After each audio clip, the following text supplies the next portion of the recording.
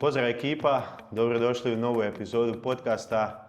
Danas smo u rodnom Slavonskom Brodu, kolega iz djetinjstva, zajedno smo trenirali košarku. Dražen Marinčić, inače voditelj i trener, relativno vlasnik u Flow centru u Slavonskom Brodu. Da ne duljim puno, on će vam u kratkim crtama objasniti s čime se bave i dalje ćemo onda polako ulaziti u temu. Evo, izvoli Dražen. Pozdrav svima, pozdrav Karlo tebi što si me pozvao da podijelimo malo, da popričamo i podržavam tvoju ideju i nadam se da će nastaviti to raditi dosta dugo. Evo, kao što je Karlo rekao, ja sam Dražen, dolazim iz Slavonskog Broda, odrasli smo zajedno, igrali smo košarku, uvijek smo bili u nekakvom sportu i bilo je tu nekakvih ozljeda, pa nešto probaš. U to vrijeme kad smo ti ja igrali, je bilo uvijek da nije bilo toliko razvijeno kao sad što je, da si imao nekakve možda teretane ili nekakve centre poput ovog, jel da... Bio je samo trening i... Bio je samo trening i to je to. Onda ako je bila neka ozljeda, odeš doktoru, on ti kaže, ne znam, hladi to, ledi, odmori, ti se vratiš opet isto. U principu, nekako je to bio začarani krug. Barem kod mene, ja sam imao tu nekako problem s koljenom i nisam nikako mogao to riješiti, to me jako frustriralo, jel. I onda je tu došla zapravo nakon košarke kad shvatiš kao dobro, možda moje nije da se ja bavim profesionalnom sportom, ali moje je da se bavim s nečim, to sam uvijek osjetio. I u principu, zbog nekakvih tih ozljeda sam ja poželio se educirati u ovom sad nekoj grani, da napravim nešto, da ponudim možda mlađim nekim generacijama ono što ti ja nismo imali, jel? I tako ti u principu neko nastao Flow sasvim spontano. Ja sam radio u hladnjači. Ti znaš šta je hladnjača, većina tamo nas je radila nekakve sezonske poslove, ja sam onda malo ostao tamo duže, jer mi je trebalo novaca. I paralelno cura mi se zaposlila, bila malo u step, vodila je tamo nekakve treninge, plesne i to. Ja krenio raditi na pultu i tu je dolazi sad i naša kolegica Mihaela, znači nas troje smo svi vlasnici, jel? Ona je bila tamo najduže i htjela je promjenu, htjela je početi otvoriti nešto svoje. Kako smo se tu nas troje našli, nismo se mi nešto poznavali, ali smo došli, i mi bi probali s tobom, jel? Ako hoćeš, i to je tako krenulo. Krenuli smo se malo družiti, krenuli smo razrađivati nekakve ideje i evo, tako ti je nastao Flow. Ako se možemo vratiti samo na sekundu, mislim da je to jako bitno što si rekao, pogotovo za danas mlađe uzraste i radiš sa mlađim uzrastima i košarkašima, košarkašicama. Rekao si nešto zanimljivo. Shvatio sam da se ne trebam više baviti profesionalno košarkom, ali da želim tu biti blizu negdje. Dosta mlade djece danas joj, pa ne ide mi, pa ne stavlja me, pa ne igram, propao mi je cijeli svijet. Koliko je zapravo bitno i koliko je zapravo težak taj trenutak, mislim, možemo reći, ti stvarno volio košarku, trenirali smo ozbiljno, znači to ti je jedna vrsta ljubavi kod djetetu, religija, ne ideš van, ideš na treninge. Koliko je zapravo taj trenutak kad shvatiš, ok, dobar sam, mogu haklat s ekipom, ali u nečem drugom ću biti jako bolji i imati neku bolju karijeru i napredovati?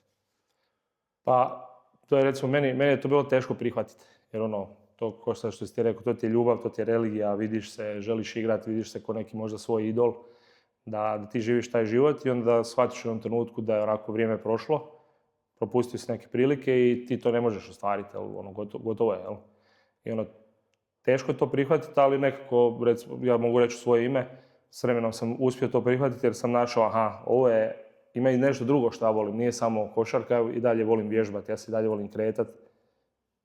Ne mora to biti nužno ovo, evo. Idem se probati usmjeriti ovdje i vidim kakav ću biti tu. I mislim da sam recimo u ovom sad trenutno bolji nego što sam bio u košarci. Da, bio si ubojit, skok, šut. Bile su tu neke kvalitete. Nećemo ulaziti u to. Ali dobro, gledaj, evo vidiš, naprijed Ivan Kovač isto. Danas nešto sasvim deseto, u svoje mlađe dade, najveći talent na poziciji playbackera. Da, potencijal ogroman. Moj kum isto. Ozlijedio se, nisu mu to znali riješiti. Moj kum isto. Da. Talent, ok, rekao idem učiti, ode u Njemačku, isto. Ne žali više toliko za tim, ali ajmo reći da se uhvatio nekih drugih stvari ozbiljnije i život mu je vratio. Isto danas radi nešto što ga ispunjava i košarka je uvijek ostala s ekipom. da ono, u slobodno vrijeme ispuniš to vrijeme i da uživaš. Da, da. Ništa, možemo eto onda malo proći šta je zapravo Flow centar, šta radite vi ovdje i ajmo reći po čemu ste specifični. To je onako sad dobro pitanje. Rekao bi da Flow centar je doslovno, evo, nas troje, koji smo krenuli iz ničeg, imali smo nekakvu samo tu ideju, nekakvu viziju, stvoriti nešto za današnjeg čovjeka. Znači, znali smo točno, ako je naš klijent neko ko, ne znam, puno sjedi, neki će se dovoljno, ima obitelj, prolazi dosta tog stresa, šta mi njemu u treningu možemo ponuditi, a da je dobro za njega. Ne da ga uništimo, ne da se deremo na njega, nego da on dođe tu, da se osoba osjeća tu jako dobro i da mi nešto napravimo dobro za njega. Jel? Kad završi trening, da kako se dobro osjećam, odlazim sad kući, idem bolje kući. Jel? To je, znači, mi smo takav nekakav centar koji imamo tu želju, znači jednostavno današnjem čovjeku jednostavno pružiti nešto jako dobro. Da li možemo reći nekakva, ajmo reći, rehabilitacija kroz trening? Može se to tako nazvati. Ali isto u taj trening jedna kvalitetna energija, okruženje, gdje doslovno to što si ti rekao, možeš malo toga uzeti i onda ponijeti kući ili gdje već i podijeliti to sa drugima. Tako je, da. Vidim da idete dosta na edukacije i da se stalno učite. Koliko je to zapravo bitno? Ja bih rekao čak da bez toga je nemoguće raditi ovaj posao. Pa nemoguće, iako može se pokrenuti, ako neko ima, ako recimo dobru karizmu, čak i sa da nema neke diplome ili ne znam, da nema neke edukacije, možeš ti ovo krenuti. Samo je pitanje koliko dugo ćeš raditi, šta želiš raditi, čim se želiš baviti. Kad ti ljudi dolaze s nekom problematikom, bolovima, stvarno je potrebno se educirati jer sve napred oko nas, uvijek je cilj doći do nekog brzog rješenja. Ali ako se neko rehabilitira sa leđima, ako mu ti kažeš tebi će tek za 5 godina biti bolje, šta za 5 godina? Jel može za 3 mjeseca? Da. Može. To je, mislim da tu ta edukacija zajedno sa iskustvom i svime donosi taj rezultat. Stvarno je bitno je da se čovjek educira, neovisno sad, ok, možemo reći za ovaj posao, ali općenito to vrijedi u životu za sve. Dobro, ja osobno sam mislio, nisam imao pojma, ja sam uvijek govorio, ljudi ovdje vježbaju samo sa svojom težinom. Mm-hmm. Ok, sad sam vidio tu utege, bučice,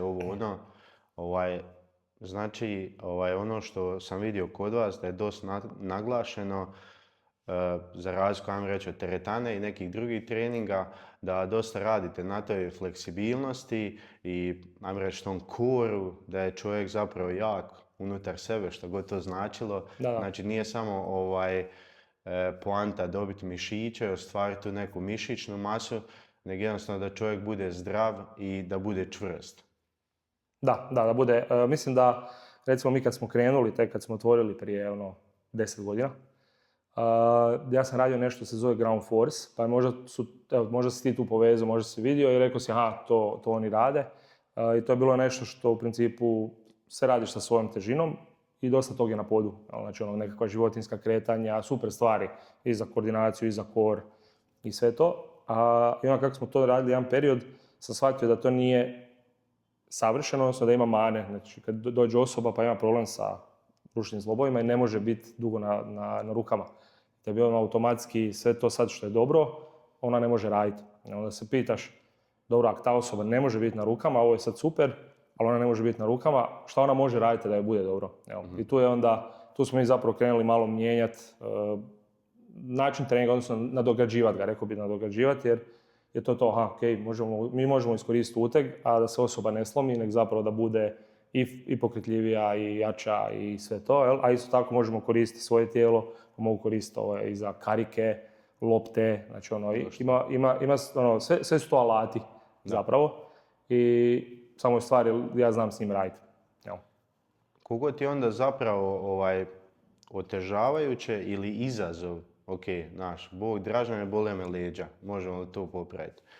Ili ti je veći izazov kad neko dođe sa nekim problemom za koji zapravo moraš malo razmisliti, šta možemo tu napraviti, kako ćemo to izvesti i onda na samom kraju kad postignete taj neki rezultat, koliko to zapravo ispunjava i klijenta i tebe. Uvijek je izazov kad neko dođe sa nekim ozljedama i bolovima jer ti recimo, dolazi ti osoba, ne znam, 50 godina i uredski posao, nikad nije nešto možda posebno trenirala, ali možda probala trenirati pa nije uspjelo i bole leđe. Onda ta osoba uvijek ima neke strahove, blokade i ti zapravo tu moraš isto boriti s njima. Znači nije samo, ajmo odraditi tu vježbu, nekad tu bude ali ja ne bi tu vježbu, bojim se tog. A ti znaš da je ta vježba dobra za nju i sad kako doći do tog, da malo uklonimo taj strah i da tu ima zapravo puno ovak pričanja, puno te psihološke strane sa vježbanjem. Nije sve samo vježbanje, nego uvijek zapravo je ispadne da je um, duh i tijelo. Da. Zapravo bitno je zaokružiti sve te tri stvari zajedno. Tako je. I svaka rehabilitacija ne ide samo sa jednom stavkom. Sve se to mijenja. Znači ako osoba postaje jača, recimo, mijenja strahove, odnosno strahovi se smanjuju, strahovi od kretanja, od saginjanja i takvih stvari. Tako da, znači uvijek se događa zapravo veća promjena, ne samo ta fizička. Da li vam onda zapravo dolazi više klijenata koji su vam reći bolesni ili imaju neke ozljede ili isto tako imate jednaki broj ljudi koji dolazi treninga i poboljšati? Pa imamo ipak više zdravih ljudi u vidu da nemaju ozljeda, ali jednostavno žele se kretati, vidjeli su možda neku kvalitetu u nama, možda se mi njima kao osobe sviđamo ili jednostavno to što mi radimo i dolaze tu, ali pretežito većina naših klijenata su nekakvi ljudi koji rade u bolnicama, u školama, u uredima.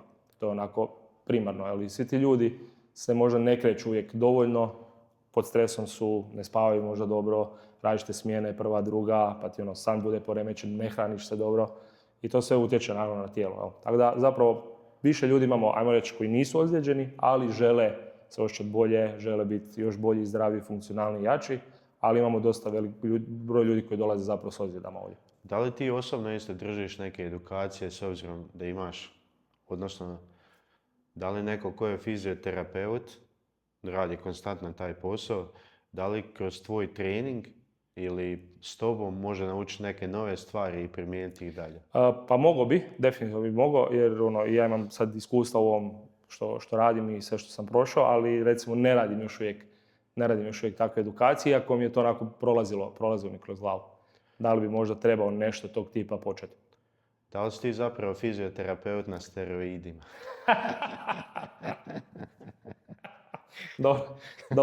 Dobra. Nisam fizioterapeut, ja sam kineziterapeut, znači sa kineziološkog, ali je to ja bih rekao, ako neko je ozlijeđen, prvo ide fizioterapeut, onda nakon tog dolazim ja, odnosno kineziterapeut. Nisam još na steroidima, ne znam gdje ih nabaviti. Ja ću ti nabaviti. Ide sve preko podcasta legalno. Dobro, može. Evo što si spomenuo isto malo prije, tu ja mislim da se dosta ljudi pati u današnjici, obzirom svi žive taj neki užurbani život. Jako je teško naći tu neku sredinu i svoj mir i taj vikend kod kuće s obitelji. Pa ja možemo proći te tri stvari pojedinačno, mislim da su zapravo jako bitne.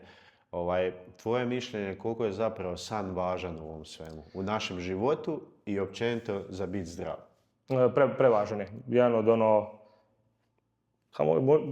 neću reći možda najvažnije, ali možda i je, ali ja bih ga stavio na top 3 važne stvari za to, jer mi bi uvijek, ako hoćeš više raditi ili ne znam, ubaciš još nekakav dodan posao, uvijek ćeš ići protiv tog, rezat ću si san, manje ću spavati, ako spavam 8 sati, sad ću spavati 6, ako spavam 6, ili mogu nekako na 4 sata, ali to dugoročno stvara stvarno veliku promjenu na tijelu. Ako malo spavam, sve radi loše.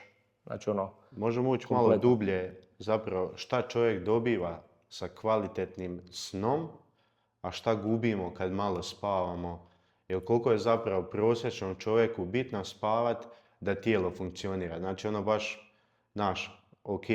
ljudi čuju, vide na društvenim mrežama, morate spavat, san je jako bitan. Ali ako bi mogu možda objasniti sa te neke stručne strane šta zapravo ljudi gube i dobivaju sa kvalitetnim snom. Mi definitivno dobijamo oporavak. Znači prvo tijelo se oporavlja, nebitno sam ja dugo puno radio ili sam trenirao, san, ulazim u oporavak, sve se to unutra smiruje, ako treba šta popraviti, popravlja se. Bistar znači fokus, kako se ustajem, da li sam mutan pa ne vidim dobro, ne mogu razmišljati, znači oštri definitivno, a sve to onda gubimo. Dugoročno, ako manje spavam, postajem senzibilniji, znači možda sklon nekoj ljutnji ili agresiji ili jednostavno osjetljiviji na bol. Znači to isto, sad vratit ću se opet kratko na rehabilitaciju. Kad liječimo neku ozljedu, šta god da je, ako osoba ne spava dobro, zapravo oporavak je daleko teži. Nekad je nemoguć ako se san ne popravi, jer osoba je stalno senzibilna i stalno je to smeta. Čim se naspava, vidio, kao, odjednom je bolje, jel? A šta sam napravio? Odspavao sam 2 sata više. Tako da, nije samo iako to je recimo jedna od super stvari što se napokon počelo pričati na društvenim mrežama je za taj san. Ja recimo ne spavam možda dovoljno koliko bi trebao. To je sad trenutno moj izbor jer se trpam poslom, ali nešto što definitivno u budućnosti planiram onako uložiti i uzeti si to vrijeme za sebe. Reći ću kao biti sebičan, odbiti možda nekakav posao da bi ja odspao sat vremena duže. To ja sam, imao sam trenera privatno, kao krenuo sam, ide svadba, znaš, malo ozbilji se, treniraj, ali evo, prestao sam, ne ide, jednostavno previše stresa i obaveza. Ne možeš se oporaviti, vjerojatno. Da, on je meni uvijek naglašavao, ok, sve super, piješ vode, jedeš puno proteina, treniraš, praviš korake, ali mislim da ne spavaš dovoljno i zato kile stoje tu gdje jesu. Znači, zapravo to što si ti govorio, da jednostavno tijelu treba dati vremena da on zapravo odradi to što ti želiš. Tako da se hormoni stabiliziraju, jer sa nedostatkom sna ni tvoj hormonski sustav ne može raditi onako kako treba. Evo, ti si stagnirao, sve sam ovo odrađivao kako spada, sve stavke, hrana, trening, voda, koraci i opet si stagnirao. Znači, po nekoj logici bi to trebalo funkcionirati, ali nedostajala jedna stavka, a to je bio san. Da. Da li možemo ući isto malo toliko dublje, ne znam da li se baviš s tim, ali evo dosta sam čuo, to pogotovo vani i slušam neke, pretežito slušam na engleskom stvari, dosta se počelo pričati o tom muškom prirodnom testosteronu, odnosno da ga naše tijelo proizvodi, odnosno da ga sve manje i manje proizvodi, jer smo pod stresom, ne treniramo, jednostavno tijelo nije zdravo da ga proizvodi i onda dolazi sve to što si ti rekao. Koliko zapravo kroz vježbu i kroz neki način zdrave prehrane, ishrane i nemam pojma čega se može povećati ta razina ako si upoznat. Pa recimo nisam upoznat sad u neke detalje, tu sigurno ima neki doktor ili neko ko zna i ko se bavi s tim ili radi istraživanja da to ipak tako. Ja mogu onako po sebi to vidjeti. To je kao što kažu, onaj morning wood. Jel? Kad se muškarac ustane znači ako uđem u nekakav dobar ritam, da sam možda neke stvari koje su otvoreni tabovi u glavi, da sam ih pozatvarao, porješavao, posao je ok, znači nešto me ne stišće, jedem bolje, spavam mirnije, ja se ujutro budim drugačiji. To je, što znači da nešto ima u tom. Jel? Da. Nešto ima u tom. Sad koliko točno, koji su to postoci, to je nešto što ne znam odgovoriti. Pričali smo o snu i sad se možemo prebaciti na ovaj tihu ubojicu stres. Koliko zapravo ti ovdje kad treniraš s ljudima, novi klijenti koji dolaze, koliko je zapravo među njima stres faktor svega? Pa dosta velik. To može se to vidjeti. Kako ti ljudi dolaze. Nekad ljudi užurbano ulete, ne znam, ako je uleti u neku gužu, pa zapravo ti dolazi na trening dosta ljut. Nadrkan. Da. I onda se ti, recimo, možda imaš 5 ljudi tu koji su ok, sad ti dolazi 6 osoba koja nije ok, ti to vidiš i ti to moraš ishendlat nekako. Znači, ili ćeš nju probati malo smiriti na neki način, da li to kroz vježbe, da li to pustiš neku pjesmu koju voli, ili na neki drugi način. Znači, utječe na mene, gdje ja koji moram primiti kao trener, gdje da li je tu 5 ljudi, da li je tu neka veća grupa od 10-12 ljudi, to su sve različiti ljudi, to nije isti razred, ajmo to tako reći. Znači, mi kad idemo u prvi razred, svi idu u prvi razred i svi rade to isto. Jel? Znači, onda dobiješ nekad 10 odraslih ljudi, jedna osoba je možda prvi razred, druga osoba je 4, 2 su 6, po nekakvim možda sposobnostima, ako me razumiješ, znači koju vježbu mogu izvesti i onda ti tu kao trener dosta moraš hendlati dobro i šta moram napraviti da svi dobiju dobar trening, recimo da svi, za sve ovo sad što smo danas radili, da nikom to nije naštetilo. To je ono što se ja recimo često pitam i to je dobro se pitati. Jer ne mislim ja da radim sve najbolje i da radim savršeno, uvijek sebe propitkujem šta mogu raditi bolje. Ali evo, mogu reći sa svoje strane stres kako utječe nekad na mene. Primjer, ja planiram trening i znam doće mi 6 ljudi na taj trening. To je recimo neka kao mini grupa, neka individualni trening, znači svako od njih će dobiti nešto svoje jer imaju različite probleme. I sad možda mi klijenti nisu ništa javili i sad dolazi osoba na taj trening i kaže mene boli rame, a nije bolo rame. Doslovno tad. Ja sam zamislio trening, mi baš danas ćemo raditi te stvari, sad na licu mjesta moram taj trening promijeniti. Pa druga osoba dolazi i kaže ja nisam spavao, nemam baš energije, može neko istezanje. I opet moraš na licu mjesta promijeniti trening. Tako da zapravo ja isto proživljavam dosta tako stres, iako radim sve to što volim. I nije to onaj stres koji te možda ubija na taj način, ali onako, brzo moram promijeniti sve sad što sam isplanirao. S jedne strane ti je izazov, a s druge strane opet stres. Stres je zato što bi te stvari volio znati prije. Ako me razumiješ. Na primjer, ako je taj trening u 5, da je ta osoba koju boli rame u 3 samo meni poslala, mene nešto boli rame, ja bi imao 2 sata, dobro, malo ćemo to presložiti. Ne moram sad instant, odmah sad. Evo, to je ono. Da, zapravo, ali ako te baš zabolilo rame u 4:30, brate, da, onda tako je, smislimo nešto. Na kraju krajeva uvijek smislimo nešto, samo evo, htio sam reći da je onako izazov je, zna nekad baš biti too much, pogotovo ako se ja nisam naspavao, ili ja nisam najbolje, možda, ne znam, posvađao sam se sa curom, možda meni nije sve kako spada, ali onda dolaziš tu i ti si taj od kojeg se očekuje da ćeš mi riješiti mi problem. Kako se nosiš s tim? Odnosno, kad Dražen je pod stresom i nije dobre volje, a ovdje dolazi 6 ljudi na trening koji su dobre volje, sad onda, ajmo reći da si ti taj problem koji je uletio u prostoriju. Recimo, ja ti to dobro mogu maskirati.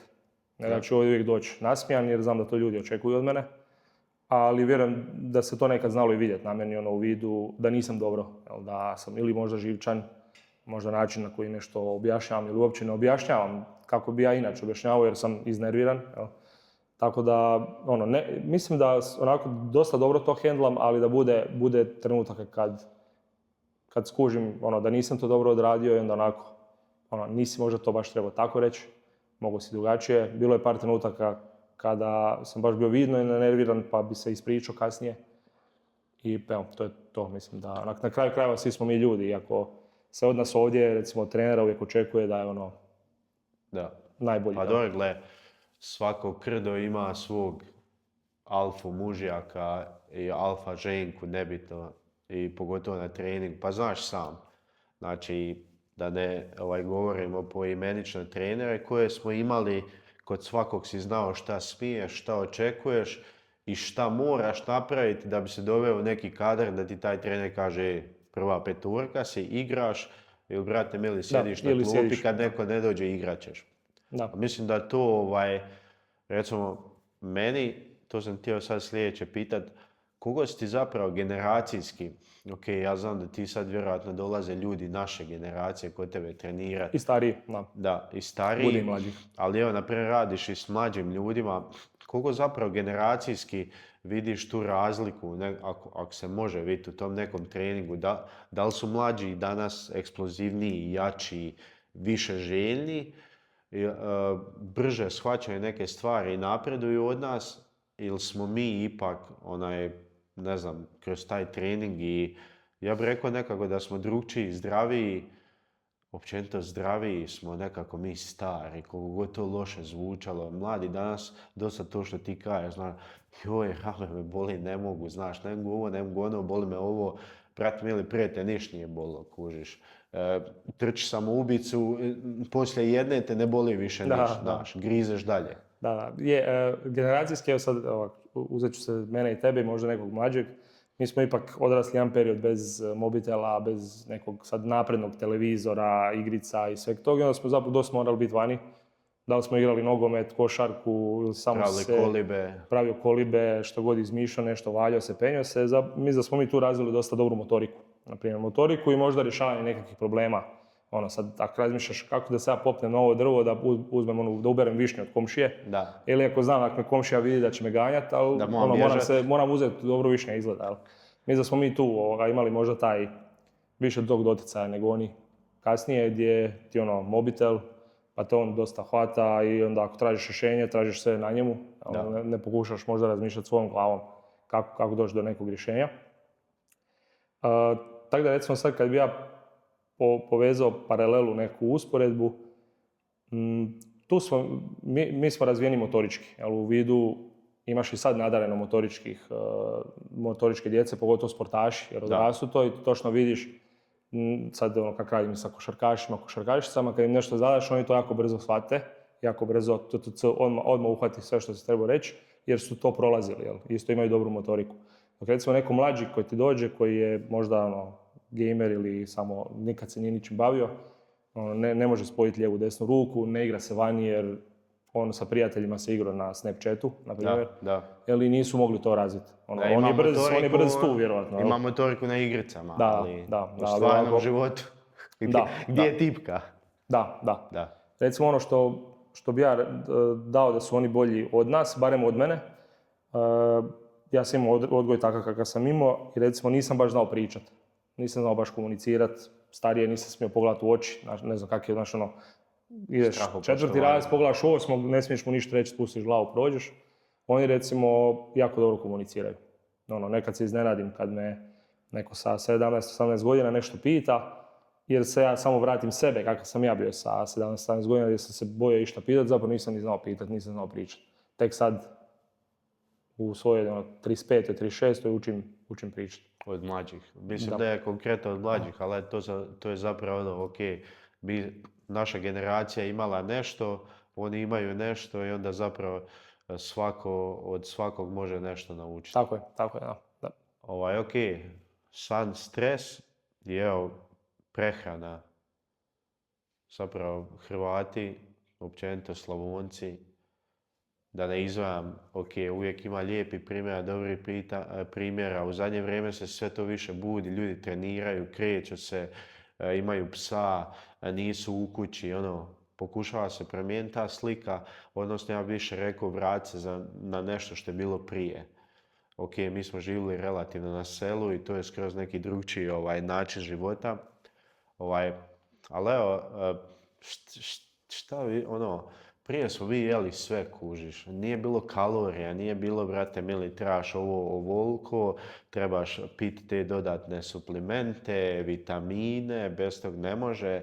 Da li je to zapravo minus naše edukacije koje nismo imali, ili da li je to zapravo jeli smo zdravo, jeli smo iz bašće, mame su kuhale, bake su kuhale, jednostavno, ili da li je to zapravo možda ovo što si ti rekao, jednostavno smo više bili vani, više trošili energije, pa je to sve nekako funkcioniralo, i da li su zapravo sad ti mobiteli krivi što ljudi jedu nezdravo, ne kreću se i onda je sad nastao taj kolaps da svi su debeli, netko i ko je debel ne želi to promijeniti, jer da me ne bi neko krivo razumio, svako može raditi sa svojim tijelom šta želi. Tako je. Ali, znači, ne trebaš biti pretio ili debel i krivi druge. Niko se nije udebljao, drugi ga nisu udebljali. Udebljao si sam sebe kroz svoje loše navike, kroz lošu okolinu, ali to je jedina stvar koju mi ko ljudi možemo ispraviti. Znači, uz neku samokontrolu, disciplinu i trening, to se jako brzo ispravi. Pa sam htio malo da vidimo što se tiče te prehrane, šta ti misliš, zapravo koja je razlika, ali evo to što se rekao, prije nismo niš brojali, jeli smo, da li smo se više trošili, nemam pojma. Pa ti si već dok si postavljao pitanje, dosta tog već rekao, odgovorio sam. Da, mi prvo nismo ni imali možda neki, znači nije baš bilo slatkiša, tu i tamo dobiješ neki slatki. Nije bilo para. Nije bilo novaca, tako je. Pa si morao jesti to što dobiješ, nema biranja. Ako neš jesti, odsjećeš gladan, pa na kraju opet pojesti i to i možda i neke mahune koji ti nisu najdraže, a dobro, na kraju ću ih pojesti jer gladan sam, mam neš pojesti, možda s više kruha. Ali dodao bi da smo sigurno se puno kretali, to je onako. Barem ja znam da sam se ja puno kretao, vjerujem i ti, pičili smo vani, recimo sad da neki nutricionist pogleda kad sam ja bio dijete, volio jest kruh, najčešće to domaći kruh, margarin i vegeta. To ti je meni bila neka slastica. Ti ja vani bio 2-3 sata, uletio, mama daj mi tu šnitu, dobijem šnitu, pojedem, opet van. Znači sad kad bi ti gledao nutritivnu vrijednost tog, nije to nešto, ali je to tad meni bilo, to sam ja obožavao, bilo mi je, ajmo reći, dovoljno i pičio si vani, kretao si se, nek sam bio mršav, možda nekad i premršav, jel? A danas je malo drugačiji pogled na to sve, ali opet mislim da, recimo, što se tiče neke brze hrane, evo, opet ću govoriti sa svog stajališta, ja ako nisam dobro, ako sam pod pojačanim stresom, ne spavam, što znači moji hormoni ne rade dobro, ja sam skloni biranju fast fooda, biranju grickalica, ali mi je to kao neka utjeha. Ne osjećam se dobro, može pizza. I onda, pizza, sad se malo bolje osjećam, a zapravo se tovariš nekakvim nepotrebnim kalorijama u tom trenutku, a svaki put kad bi se ja dobro osjećao, ne bi imao potrebu toliko za tim, nego bi pojeo normalno nekakav obrok, da li su to neka jaja, meso s nečim, nebitno. Pojeo bi to i to bi bilo dovoljno, ne bi imao potrebu, sad još moram otvarati ovu čokoladu ili neke bombone ili šta god. Jel? Tako da, prehrana je dosta širok pojam i to doslovno se može napraviti cijela tema samo oko tog, ali bi opet rekao da je to što ti kažeš samo kontrola, kako se ja osjećam, sve je opet povezano. Moje emocije su povezane šta ću ja jesti. To je, ako ja nisam dobro, najčešće vjerojatno ni moj izbor hrane neće biti dobro. Ako sam ja bolje, pa vjerojatno će biti bolje. Zapravo opet se vraćamo na početak da je to neko psihološko stanje uma i cijelo to buđenje i zdrav dan, sve kreće od tog. Ako se budiš ko vreća smeća, ok, daj mi brate mili šta god. Da, vjerojatno će izbor ići tako će ići izbori samo. A opet ako si sretni, malo ćeš razmišljati, ok, da napravit ću taj jaja, poješću, znaš nešto. Da, uzet ću ovu jabuku koja stoji već tu 2 dana, hajde uzet ću je, poješću je. Ne treba mi čokoladica, da. Pa da, slatkiš stvarno ubijaju ljude i to pod stresom. I svi se kao vode tim, znaš, ok, lakše mi je to pojest. I što bi ja isto rekao, ja ne znam da li kuhaš. Kuham, da. Ja bi to baš naglasio, jer to smo mi možda učili kroz naše roditelje. Ja ne kažem da sad nove generacije roditelja ne kuhaju, nego mlađe klince to uopće ne zanima, kuš. Danas sutra na faksu ili kad krenu živjeti sami da se znaju kuhati neke osnove. Ali druga strana ili pozadina je toga da ko voli kuhati, zapravo kad ti to kuhaš, evo ako kuhaš ženi, curi, majci, kćeri, koga je to zapravo radost kad ti nešto skuhaš i kad je to nekom drugom fino i onda vi uživate u tom i zapravo stvaraju se nekakve emocije kroz to jelo. Ne mora svaki put biti zdravo, ali uvijek ti kontroliraš. Da, uložio sam neko vrijeme, nešto sam kreirao. I onaj prvi taj, kad nešto napraviš, sad neko probava to, ti ovako prvo gledaš samo i čekaš. Hoće reći da je dobro. Dobro je, to, ok. Idemo dalje. Da. Pa viš, to si sad isto rekao, koliko je zapravo važno strpljenje u treniranju. Odnosno, Bog, ja bi trenirao kod tebe, ide ljeto, mora biti brutalan na plaži, imam svatove za 3 mjeseca. Kako zapravo objasniti ljudima da za neke stvari je potrebno vremena i da nije trener kriv ako ti kaže zato treba 6 mjeseci. Ili, ajmo reći s druge strane, ako ti kaže da može za mjesec dana, koliko je to zapravo istina? Da. A nije istina ako nešto može za mjesec dana.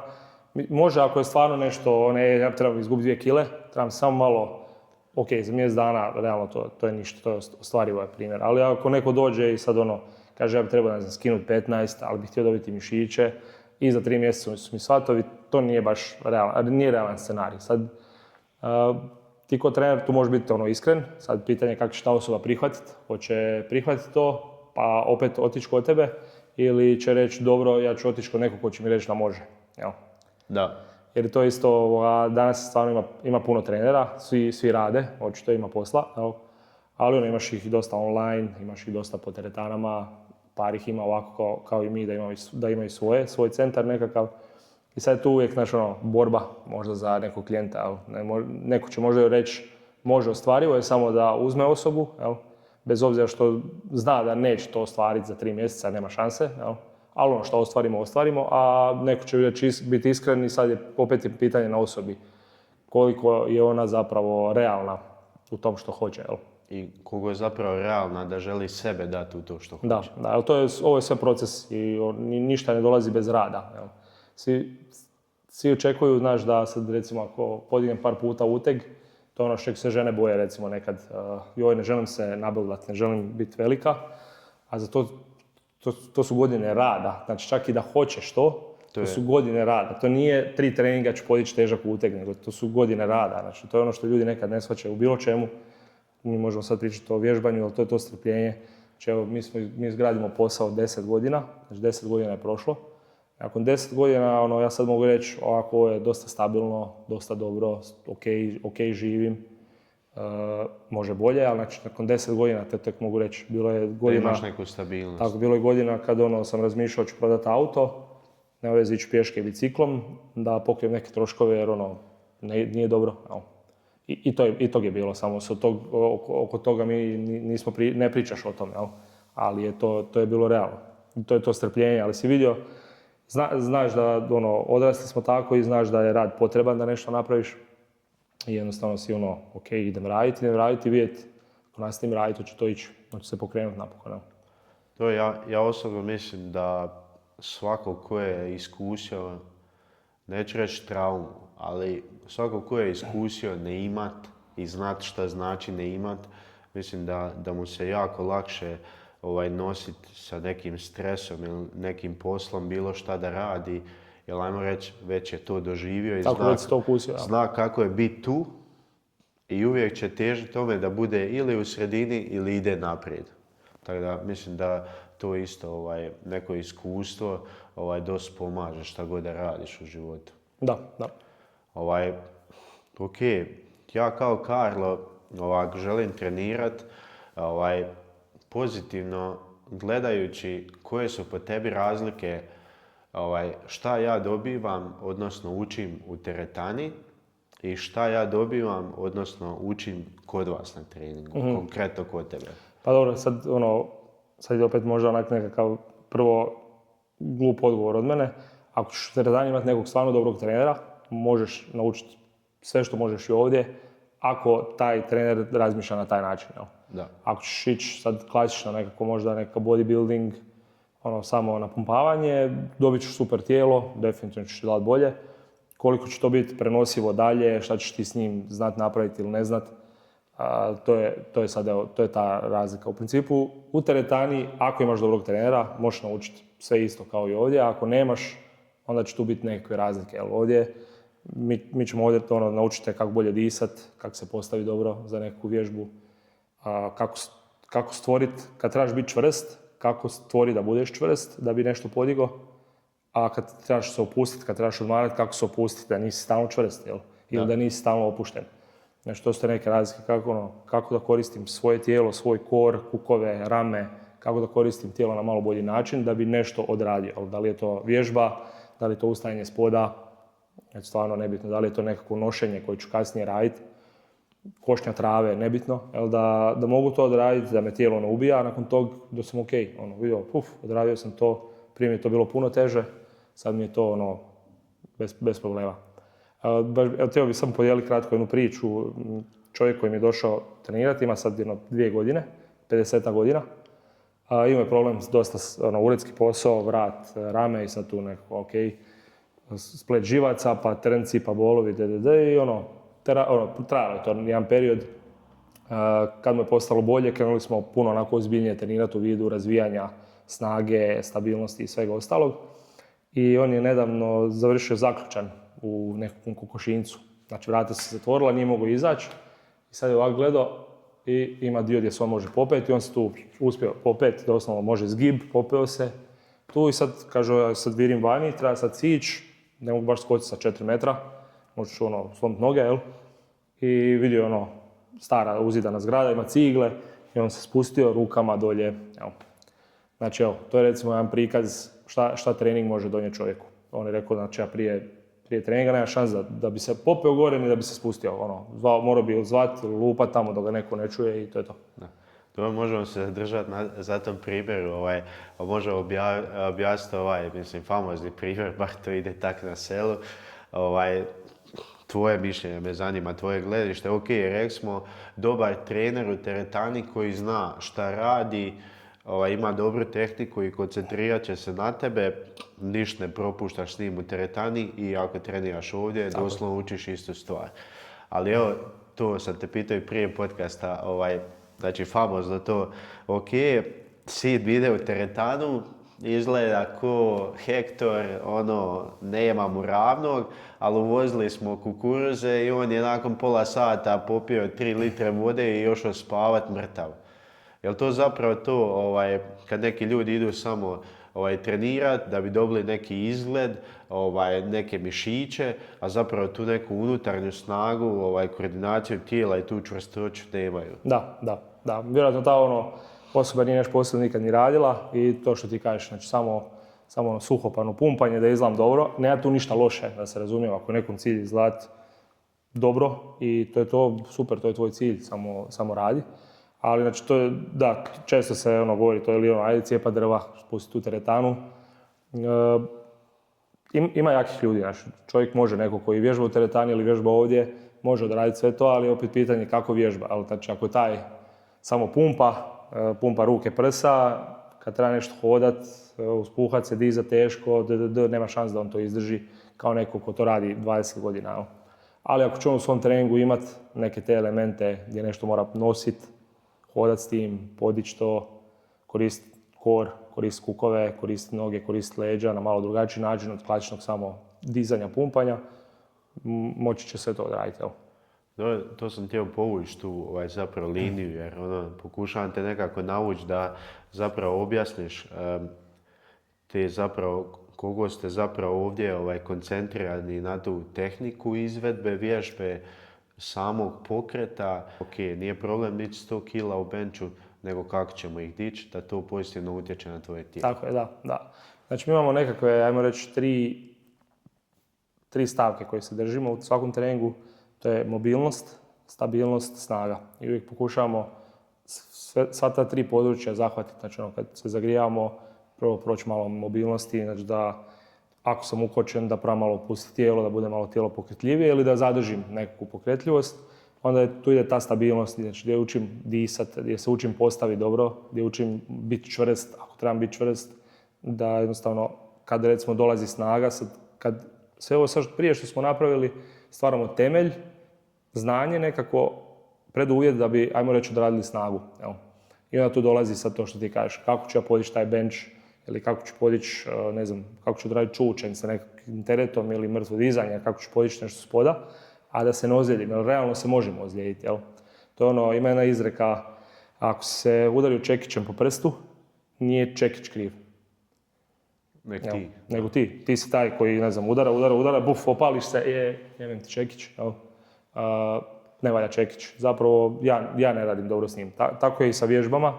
Recimo, ljudi se dosta boje mrtvog dizanja, jer to je to, često se znaju ljudi tu povrijediti, povrijede leđa ili povrijede nešto drugo. U benchu redovito muškarci povrijeđuju ramena, jer pretjeruju, nema možda i dobru tehniku, pretjeruje, samo pumpa i na kraju rame malo vrisne i onda to popravlja. Jel? Što u konačnici dolazi do toga, jel? To je to. Znači mi odrađujemo puno mobilnosti, jer osobe puno sjede, pogrbljeno, ti želiš njega prije treninga dobiti malo da je on opušteniji, pokretljiviji, onda prolazimo tu neku stavku gdje ih učiš tom koru, da koristim taj kor, da budem čvršći, da naučim kako se pozicionirati, da li je to samo sklek ili čučen ili iskorak, nebitno kako se pozicionirati, kako to da radi čvrsto, sam sa sobom i onda tu dodajemo, ok, ajmo se to provati s utegom. Uteg čupa na jednu stranu, ti moraš njemu se oduprijeti, moraš ostati dalje čvrst bez obzira na njega i tako. Evo, to su te razlike koje možda mi radimo što ne možeš dobiti u teretani sam ili negdje drugdje. Evo. Vi kao tim, što bi izdvojio kao vas troje, ajmo reći, kako to reći zapravo, šta predstavljate pojedinačno, odnosno koje bi ti kvalitete izdvojio za sebe, moraš neke, ne moraš biti skroman, i za njih dvije. Zapravo, jel svi radite isto ili je svako specifično radi određen dio posla, odnosno na šta mislim, ko je za šta bolji po tebi? Mi svi radimo, ajmo reći, isto u vidu nekog grupnog treninga. A recimo Tina, moja cura, ona uz to, ti si sad krenuo kod nje na tečaj plesa, ona znači radi i sa mladencima, radi i sa klincima, uči ih ples. I ona ima tu jednu, ona je ta kreativa. Evo, ja bih rekao da je to njena najveća možda vrijednost koja donosi kod nas tu. Ona toliko je kreativna i donosite uvijek neke promjene. Ako sam ja zapeo ili kolegica, ona bi nas nekom idejom, nečim malo onako podigla. Ona ima tu neku karizmu, tu neku pozitivu. Ima baš to. Recimo Mihajla je isto, jedna i druga imaju karizmu, samo drugačije su kao osobe. Mihajla možda više onako nekad staloženija, čvršća i onda ako lutamo, možda ako ona sa svojom kreativom zaluta ili i ja nisam tu, ona će nas sa svojom onako čvrstinom malo vratiti nazad. Rekli smo da nam je ovo bitno, ajmo se tu vratiti. Ja s druge strane, teško mi možda reći za sebe. Pa dobro, ali ne treniram s tobom, ali ajmo reći možemo reći vjerojatno pozitivno utječeš na svoje klijente i ajmo reći, pretpostavljam da ljudi imaju osjećaj da si tu za njih. Da ti pomognem, znaš. Jesam, da. Ja bih rekao, možda izdvojio bi za sebe da dosta dobro rješavam probleme. Da li je to problem sa ozljedom ili možda zapeli smo ovdje s nekim problemom da, ne znam, zeza nas vlaga ili zeza nas nešto. Ja ću biti taj koji onako će brzo malo razmisliti i ok, moglo biti rješenje, ajmo to probati napraviti. Tako da, svi troje se mi onako jako dobro uklapamo, ja nekad znam reći da smo mi ko ovi šiptari, ko šiptarska obitelj kad rade i svi zajedno, tako i mi, jer su nama isto, ko tebi kad si pokrenuo podcast, rekli nećeš uspjeti, nemoj to raditi, tako su i nama rekli, ko ste vas troje, posvađat ćete jako brzo ćete se razići, ali evo mi nakon 10 godina smo i dalje tu. Jel možeš krstiti nekih 10 godina, evo, usput čestitam i nek bude 30, 50, nek su svi živi i zdravi. Ali evo, nadam se za gledatelje koji će gledati i s kojima ima tu puno ljudi koji prolaze kroz vaš studio. U tih 10 godina, jel možeš izdvojiti neke, nebitno, 1-2 primjera nekih možda trenutaka najgorih i onda s druge strane možda nešto najbolje što vam se desilo. Jer glupo je govoriti da je 10 godina bilo dobro. Jer zapravo rekao si sam, tek sad nakon 10 godina možeš reći stabilni smo. Da. Pa evo, ajmo krenut ću prvo sa najgorim. Najgore je definitivno bila korona, jer su nas zatvarali po 2-3 puta na par mjeseci i morao si se šaltati na nekakav online trening kojeg nisi radio. Su ti ljudi dolazili tu i recimo tu smo mi, osim što smo izgubili dosta ljudi, jer naravno neko ko ti dolazi ovdje ne želi biti kod kuće i gledati u kameru i vježbat, on želi doći tu. To je onak bio jedno teško razdoblje, za mene posebno, jer mi smo tad prolazili kroz neku bolest u obitelji, mama je bila bolesna i onda je to onako dodatno još samo pogoršalo, ajmo reći, taj cijelo razdoblje. Ja bih rekao da je to onako bilo možda naše najteže razdoblje kao firme, kao mene i sve to i uspjeli smo nekako, ali prošlo je i to na kraju, uspjeli smo isplivati, vratiti se. A lijepih trenutaka ima puno, to možda neću moći uopće nabrojati sve. Definitivno prvi lijepi trenutak je bilo kad smo se uopće dogovorili da ovo otvorimo, znači taj je neki početak, ta neka euforija, iako nisi iskusan, ne znaš, mladci, imali smo hrabrost, ajmo probati, to je onak definitivno lijep trenutak. I onda ih je bilo tako svakih malo. Svaki rođendan nam je kad god dođe taj trenutak, onako bacimo samo kratki rezime i sjetimo se gdje smo bili, gdje smo sad, da je gleda ova godina još bolja, vidio ova godina još bolja. I na kraju sad kad smo slavili 10 godina, bilo je oko 200 ljudi na našem rođendanu. Nisu to bili sve naši vježbači, zato što je neko dovodio i pratnju i sve, ali je onako bilo, stojiš i gledaš, nas troje smo... Jer smo to mi stvorili. Nas troje smo uspjeli okupiti onako 200 ljudi da dođu nešto proslaviti s nama. Možeš odmah se nadovezati, zapravo svako neko ko prolazi kroz neko teško razdoblje, kad te svi sputavaju, kad misliš da nema izlaza, čisto neki savjeti iz iskustva, zapravo čemu treba težiti i gurat da ostvariš tu neku pozitivu. Pa ako stvarno vjeruješ da je to s čim se ti želiš baviti, ja sam bez obzira što je bilo to razdoblje koje je bilo, što je bilo toliko teško i gdje si razmišljao hoćeš nešto zatvarati, hoćeš nešto prodavati, hoćeš smanjiti nešto, ja sam znao da je ovo ono što ja hoću raditi. I onda sam bez obzira što je loša situacija bila, to je to ja želim, ja idem u to. Da sam bio nesiguran, možda bi odustao, možda bi promijenio odluku. Jel? Znači, hoću reći, kogod je nekom nešto teško, ako ti znaš da je to, tvoje vrijeme će doći. Tako, tvoje vrijeme će doći. Sam nemoj odustati, bez obzira što neko govori. Ako si ti sam sa sobom uvjeren, to je ono što ja hoću raditi, tvoje vrijeme će doći. Znači, nema šanse da ne dođe ako ćeš uložiti ti svoje vrijeme da nešto tu napraviš. Pa je, mislim, evo i podcast, to je dosta teško, znaš. Dosta je tu podcasta i dosta je teško ako nisi ne radiš samo jednu temu, jedan podcast, samo o jednoj temi.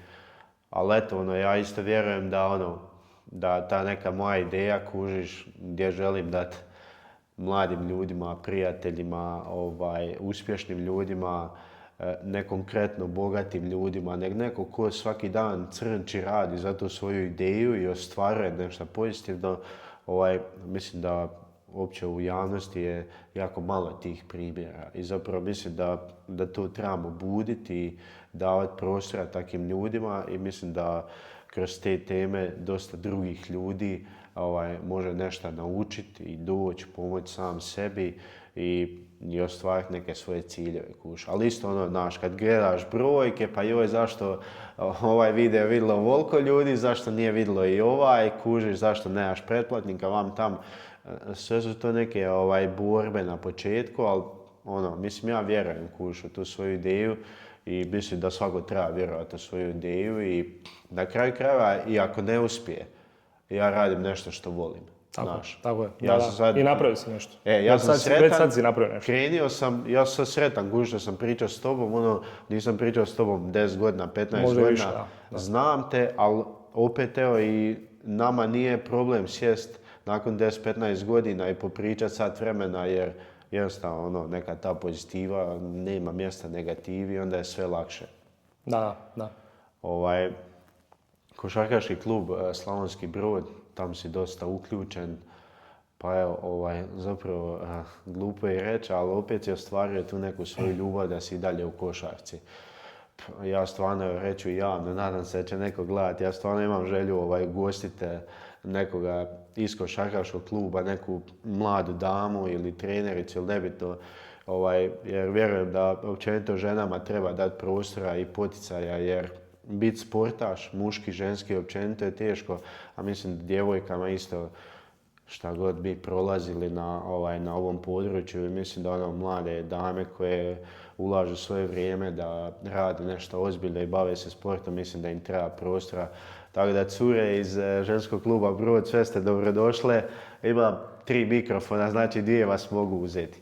Pa evo, kako ti je zapravo tamo i koliko zapravo vidiš sebe da im pomažeš i kako one funkcioniraju na tebe, odnosno zapravo koliko one ne mogu bez tebe i ti bez njih? Pa ja trenutno, ja sam ti presretan i počašćen što uopće mogu biti opet dio košarke. Prošle godine su mene iz uprave prvi put zapravo zvali na neku kavu, to je bilo onako pola sezone, klub nije dobro stajao, bilo je tu ozlijeđenih. I onda su oni vidjeli, ok, možda nam treba neko, jel? Tu sam ja dobio priliku, kogod me preporučio, hvala mu. I krenuli smo tako, ok, izgurali smo tu prvu sezonu, iščupali smo se, došla je ova druga koja je sad čudo, rezultati su wow. A u međuvremenu sam upoznao tim, upoznao sam te naše cure koji su tu bile prošle godine, koji su ove godine tu. I točno znaš ako ih je nešto bolilo, šta ih je bolilo, šta im je rješenje, kako su sad su bolje, pa kad treniraju, kad dođu ovdje pa kažu, ne znam, mrtve smo od prošlog treninga, dobro, danas ćemo malo promijeniti. Ili znaš raspored, znaš da ide toliko treninga, tu je utakmica, isplanirao sam to, radit ćemo ovo, radit ćemo tu prevenciju, radit ćemo snagu, radit ćemo izdrživost, radit ćemo hrpu drugih stvari. I ja sad stvarno baš uživam, zato što Odrasli smo tako, igrali smo Koliko ti košarku. zapravo to pomaže? Tako je, Mislim, znaš, rekao si, ok, idem se baviti nečim drugim, nije ovo da ulazim profesionalno, ulažem sve vrijeme. Evo sad opet kuš, to opet, život je vratio na neki način za tvoj neki ispravni put, da si se opet vratio u to. Da. I sve, recimo ono što je nama falilo u košarci u vidu, da smo imali mi nekog kondicijskog trenera, da nije glavni trener sve, jer glavni trener ne bi trebao biti sve. Kod nas je to još uvijek tako u većini klubova. Glavni trener bi se trebao baviti tim čim se bavi, a zapravo sva druga tijela bi trebalo određivati svoj posao. Kao rekao, što je to priprema, briga o tom nekakvom zdravlju, ako nekog nešto boli, ili ako vidiš da stvara neke kompenzacije, da to popraviš prije nego što dođe do ozljede. I to je ono, ja njima dajem ono što mi nismo imali i baš uživam u tom. I znam, one su tog svjesne, znam da su svjesne tog jer znam kako mi dolaze tu. Uvijek dolaze sa osmijehom i pozitivom. Čak i ako nije sve bajno, dobijemo se na kraju treninga i uvijek završi sa peticom ili sa šakom. I vidiš da ti vole doći tu i čim ti vole doći tu, a ne dereš se na njih, nego normalno pričaš s njima, kao ti i ja sad, to je to. Znaš da imaš ti njihovo poštovanje, oni tvoje poštovanje i baš užitak, evo. Koga je zapravo razlika između muške i ženske košarke, odnosno kako je raditi? Mislim, ovo treniraš ti, vidio sam i neke Da, to je isto neka nova možda suradnja, vidjet ćemo. Isto prije doslovno mjesec i pol, gdje mi baš dolaze košarkaši i masonije i oni isto su trenutno u nekakvom klubskom, kako to nazvat, reorganizaciji kluba. Pa tu ima se dosta promjena, dosta će biti promjena sa igračima i sezona je takva kakva je. I ja bih rekao da to nije ni približno trenutno sad ozbiljno koliko je ozbiljna ženska košarka, ali to je ipak i prva liga, organizacija je malo bolja. One su ostvarile vrhunski rezultat, tako da i one sad imaju neku želju, želimo osvojiti, želimo biti prvaci, sad imamo tu priliku i vidiš taj mindset, kad dolaze na trening, kako ga žele odraditi, dok recimo sad trenutno dečki se još pronalaze se i znaju da, ne znam, tu je neko još 2-3 tjedna i neće se više vratiti u Brod i onda ima takav i pristup, gotovo je. To je to. Dragi Brođani naši, uložite u košarku, Brod treba živjeti košarku. Mi kad smo trenirali imali smo sreće da je klub bio u prvoj ligi. Da. I evo, ja stvarno, kogod da čuje ovaj podcast, kogod da ima viška novaca u životu i voljan je podržati košarku u Slavonskom Brodu, dajte si truda i mislim da će vam se to isplatiti bez ikakvog upitnika. Pa da, znači prošle godine ti je prva ženska košarkaška liga, ulaz je bio besplatan na Vijušu. Znači to je nemoguće. To je nemoguće, to ne bi trebalo biti tako. Oni jesu sad, napokon su nešto krenuli naplaćivati, što isto je skoro ništa, ali to se treba naplaćivati jer taj novac treba ići u klub, taj novac treba ići i treba se ulagati u te cure. Tako je, treba se ulagati u njih, u igračice i sve to. To ne može biti besplatno. Evo. Imamo i reprezentativki? Da. Jednu ili? Inače dvije, samo Iva sad, mislim da se čak, ako sam dobro čuo, da se oprostila od reprezentacije. Inače je bila reprezentativka cijelo vrijeme i sad je tu Ana Marija Begić, ona isto reprezentativka i trenutno sad, jel? Ima tu ova naša cura Mihajla Lazić, ali ona nije sad trenutno u klubu kao u klubu, ali je iz grada i svi znaju ko je Mihajla Lazić. Da. Javili smo se Mihajli, vidit ćemo kako će to proći. Mihajla, pristani. Ništa, Dražen, evo, imam jednu tradiciju za kraj podcasta, da izabereš temu o kojoj bi ja mogao razgovarati sa sljedećim gostima.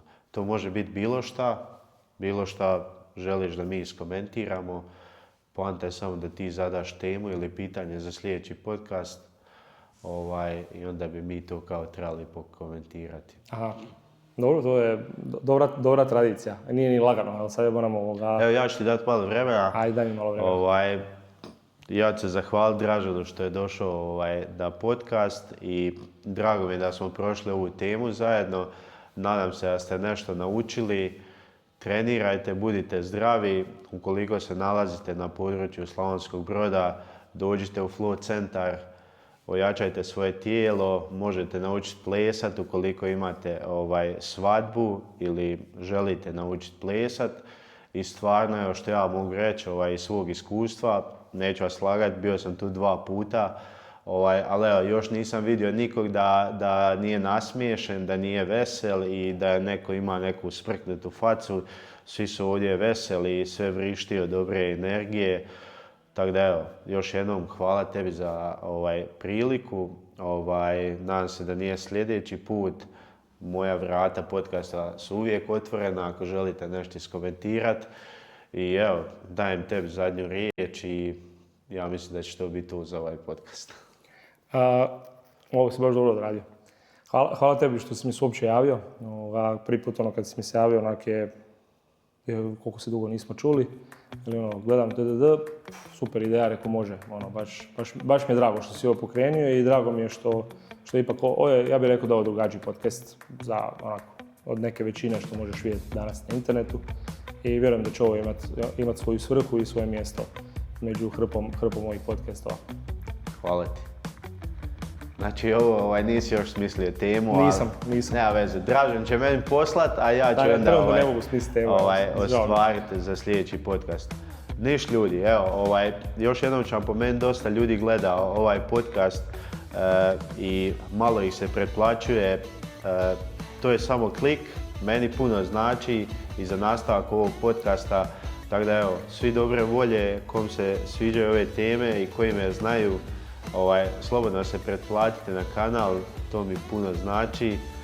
Ovo je bilo za danas sve od Dražena i mene, a mi se vidimo u sljedećoj epizodi. Budite mi pozdravljeni. Ćao. Vidimo se.